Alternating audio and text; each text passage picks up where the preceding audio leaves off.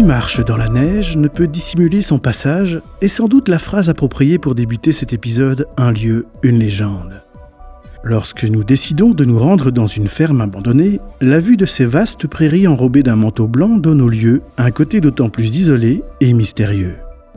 Première enquête sous la neige, et non des moindres au vu du rêve étrange que Caroline a fait la même nuit de notre départ.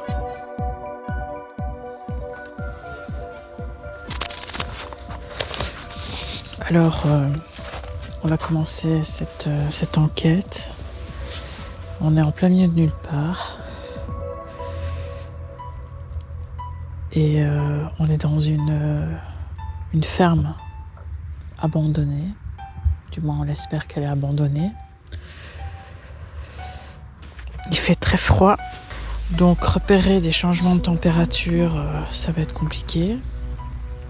Et cette nuit, j'ai fait un rêve lucide qui était assez particulier. Donc un rêve lucide, il faut savoir que c'est un rêve où le rêveur a la possibilité de diriger son rêve, d'être le maître de son rêve. Donc si vous avez envie d'aller à droite, vous allez à droite, à gauche, vous allez à gauche. Un rêve lucide est très particulier. La frontière entre l'irréel et le réel semble infime. Le rêveur fait preuve d'une grande lucidité, a conscience qu'il est en train de rêver, dispose de son libre arbitre, se souvient entièrement de tout au réveil et a la sensation d'avoir pu tout contrôler. L'utilisation du terme lucide en tant que synonyme de conscient a été introduite en 1867 par l'écrivain français Léon d'Hervey de Saint-Denis dans son ouvrage « Les rêves et les moyens de les diriger ». J'ai rêvé qu'on était dans une sorte justement de vieille ferme où on était arrivé, où c'était désert et où une vieille dame était là. Et je ne savais pas si c'était quelqu'un de vivant ou de mort. Et j'ai la particularité, en étant médium de naissance, de parfois, ça devient rare, mais parfois de ne pas savoir si je vois un mort ou un vivant. Ça arrive souvent le long des routes. Et dans ce rêve lucide, donc cette vieille dame, je vois une vieille dame et cette vieille dame est en train de ramasser des tomates qu'elle a cultivées et je dis à Alex, est-ce que tu la vois comme moi? Et il me dit oui. Et donc je lui dis, est-elle vivante ou morte? Et il me dit je ne sais pas, moi je la vois. Et donc il me dit je la touche. Et il l'a touchée, en fait elle était vivante. Mais quand il l'a touchée, elle l'a touchée aussi. Et il est directement mort sur place. Comme s'il était en verre et qu'il avait cassé, qu'il avait brisé devant moi. Et moi j'ai pris un objet pointu, je l'ai enfoncé dans l'œil à cette dame et elle a disparu aussi. Donc je ne sais pas si c'est un bon présage, mais voilà. Ça c'était pour le petit côté un petit peu théorique et un petit peu... j'espère que c'est pas prémonitoire. En tout cas, si on voit une vieille dame, on n'ira pas la toucher.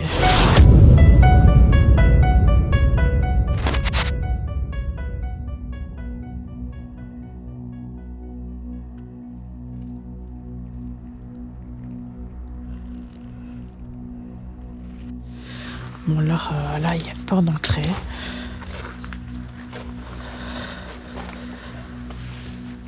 Il y a un nounours à terre.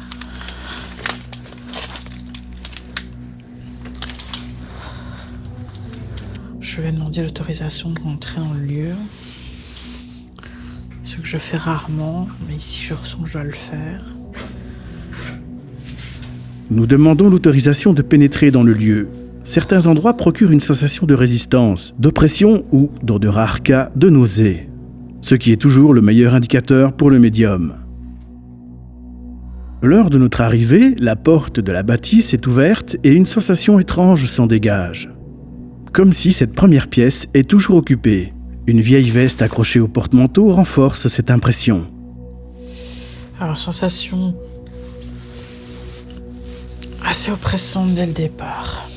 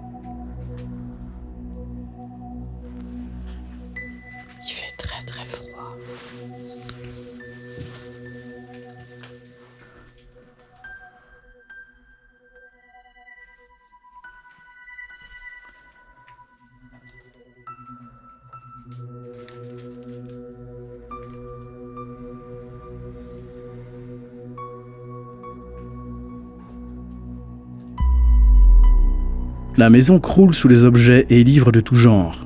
Elle semble laissée à son triste sort depuis une dizaine d'années. Les documents et calendriers retrouvés sur place nous indiqueront l'année 2006.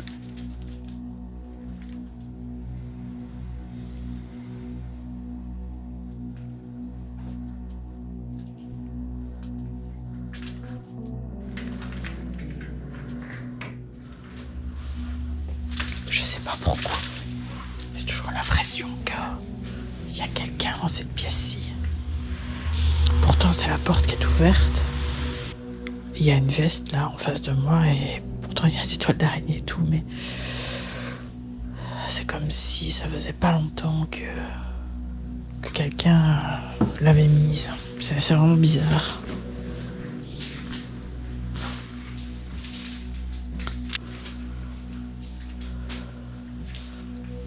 Des cassettes. Super accordéon.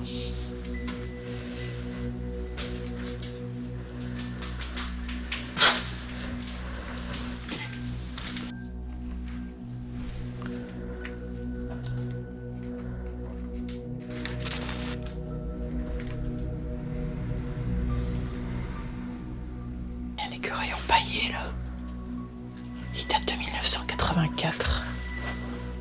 La présence d'animaux empaillés chez les particuliers laisse une impression malsaine, surtout lorsqu'on ne s'y attend pas. La taxidermie, très à la mode au XIXe siècle, a plus que certainement un effet amplificateur sur la mémoire des objets.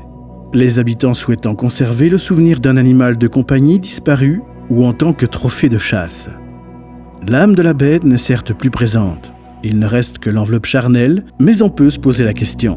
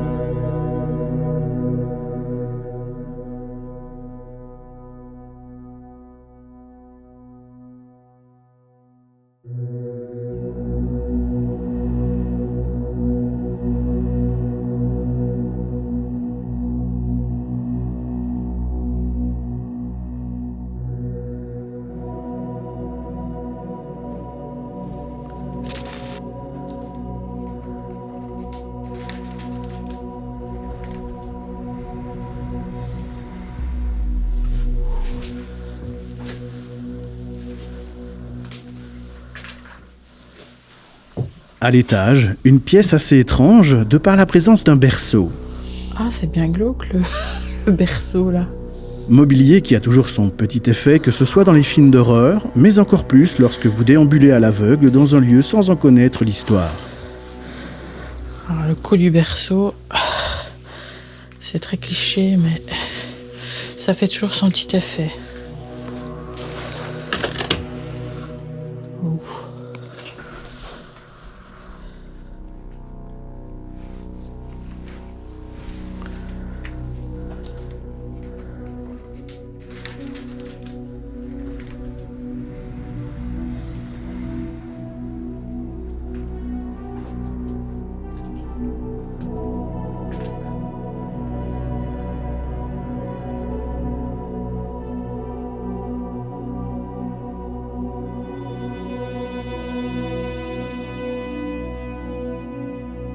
À ses côtés, une chambre d'adolescent à l'énergie apaisante malgré le désordre qui y règne.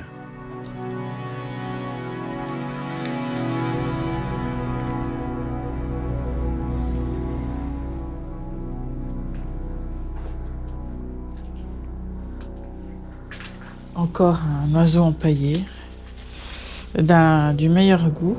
Hein.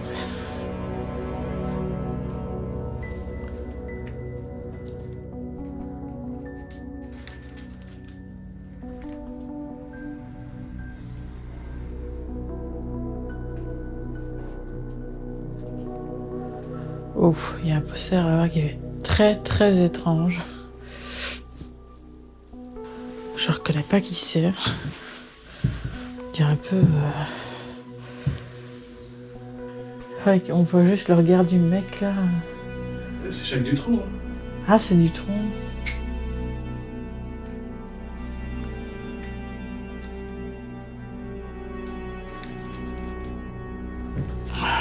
Bon Jovi.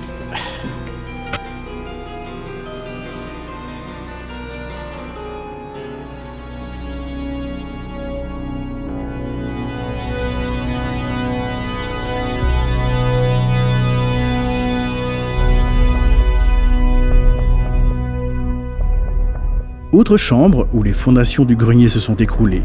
La présence d'un costume nous donnera la sensation qu'une personne s'est pendue.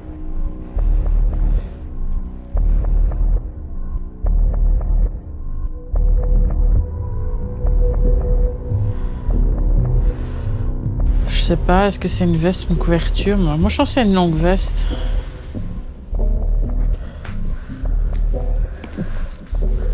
On dirait qu'il y a un mec qui s'est pendu, quoi.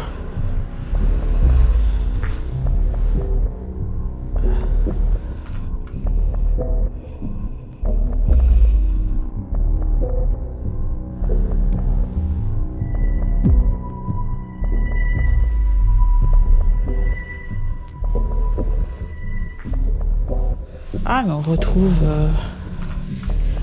des choses qui pendent.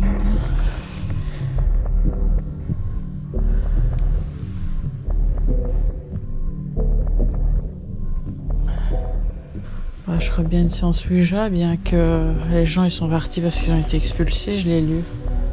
Mais bon, vu qu'elle est très vieille, on peut capter des choses qui n'ont pas à voir avec les derniers habitants. Après avoir visité la demeure, nous décidons de pratiquer une séance Ouija. Le lieu n'étant pas négatif, nous souhaitons en savoir plus sur cette ferme et espérons entrer en contact avec une personne ayant pu vivre dans cette bâtisse ou sur le terrain avant sa construction.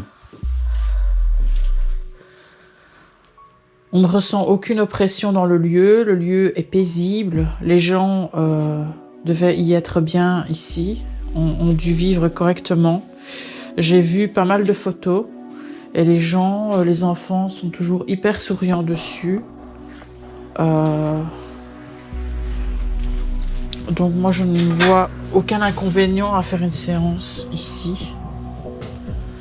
De plus on se sent plutôt à l'aise. On n'a pas l'impression que quelqu'un va débouler et nous déranger pendant la séance. On avait fait une séance au Préventorium de Dolin que je vous invite à aller regarder si vous ne l'avez jamais vu. Et là, par contre, il y avait énormément de gens. Et c'était pas très facile de faire une séance. Ici, on est tranquille, comme vous pouvez le voir. On est tout seul. Et il s'est remis à neiger. Nous ne répéterons jamais assez que les séances de spiritisme ne se pratiquent pas seules pour des raisons de sécurité évidentes. De préférence avec un médium qui peut rapidement ressentir si une énergie est positive ou non. Prendre les précautions nécessaires en tout temps, mais d'autant plus lors de la visite de lieux comme celui-ci. Alors nous allons commencer une séance de communication avec d'éventuels défunts qui seraient présents sur le lieu. Alors s'il y a une personne qui veut communiquer avec nous ici présente, qu'elle se fasse savoir. C'est hyper rapide. Hein. Est-ce que vous pouvez aller sur l'étoile qui se trouve au centre de la planche, s'il vous plaît? Il y a une étoile avec un cercle. Est-ce que vous pouvez vous diriger? On a compris que vous voulez communiquer. Vous avez beaucoup d'énergie. Est-ce que vous êtes une femme?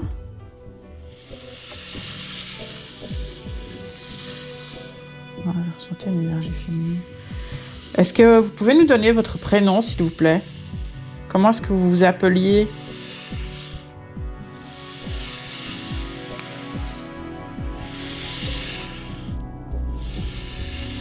Vous vous appeliez Ève?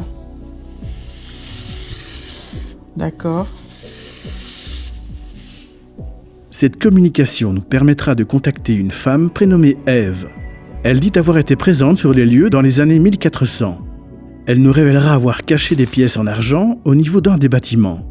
Cela semble farfelu sur le moment. Mais à la fin de la séance, nous remarquerons que nous avons communiqué avec cette personne alors que nous étions face à un tableau avec pour représentation des pièces. Est-ce que vous pensez que lors de notre visite dans ce lieu, on est passé à côté de quelque chose? Quelque chose de secret, quelque chose qui vous appartenait peut-être?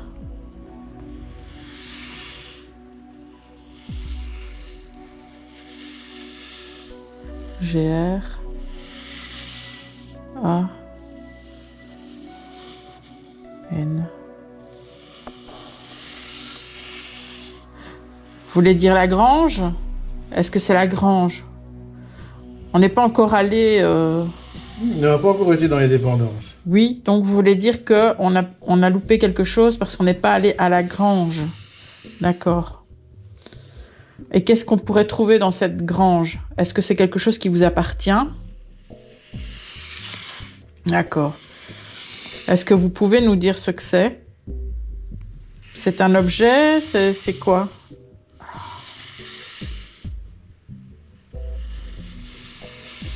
Argent.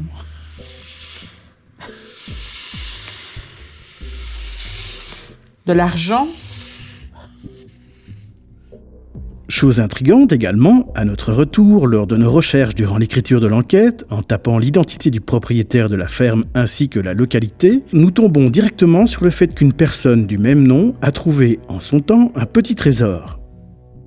La région étant réputée détenir en ses terres de nombreuses pièces d'or, vestiges de la civilisation gauloise. Autrefois, les banques n'existant pas, il n'était pas rare que l'on enterre les objets de valeur. Parfois, au décès soudain des occupants, ceux-ci restaient ainsi cachés et oubliés durant des millénaires. Rares sont les défunts, lors des séances Ouija, qui prétendent avoir enfoui des biens précieux. Ce fut le cas ici. Certains morts errent sur les lieux pour protéger leurs richesses, car ils étaient très matérialistes de leur vivant. C'est peut-être le cas d'Ève. Étrange synchronicité.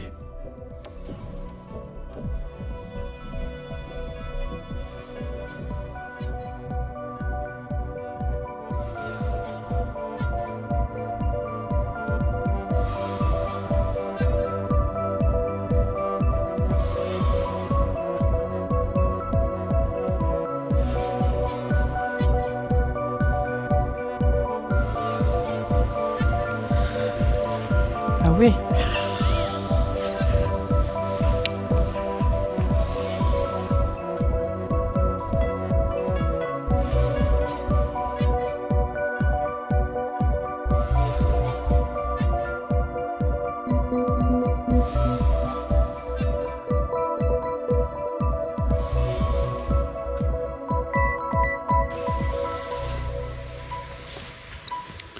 Désolée Ève, mais on n'a pas vraiment le courage de pouvoir regarder s'il y a des pièces.